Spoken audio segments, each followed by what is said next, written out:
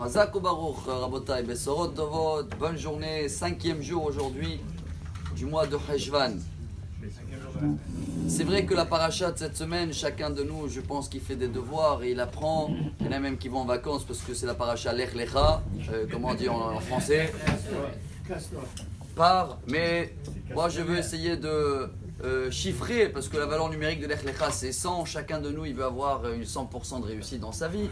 Mais pour pas y aller loin, vous savez qu'il y a ce qui s'appelle le Daf Hayomi. C'est Rabbi Meir Shapira de Lublin, il y a peut-être 200 ans. Il a instauré que tous les jours, tous les juifs dans tout le monde vont étudier une page de Gemara pareille. Et aujourd'hui, la page c'est 100 dans le traité Sanhedrin.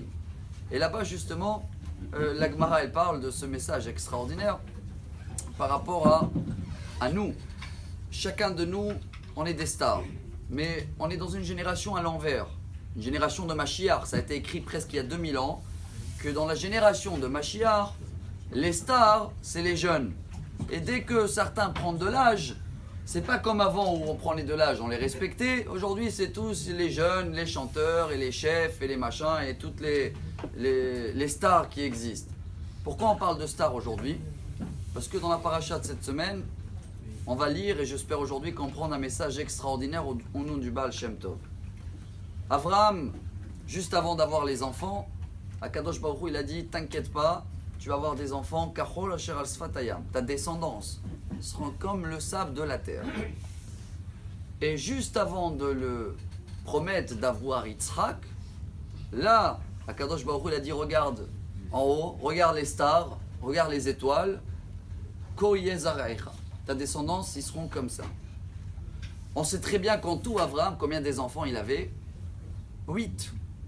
Nous on connaît Yitzhak, Ishmaël, mais à la fin de la paracha Chaye Sarah, on voit qu'il a eu encore 6 enfants. Avec Etora, si vous voulez, c'est Agar, Zimran, Yokshan, Medan, Midian et Ishbak et Shua. 6 enfants en tout que la Torah elle dit, il les a envoyés vers l'est du monde, ce qui nous amène vers la Chine, Thaïlande, etc. Et il les a donné des cadeaux, des forces pour faire la magie, etc. Donc, la majorité du monde aujourd'hui, c'est la descendance d'Abraham.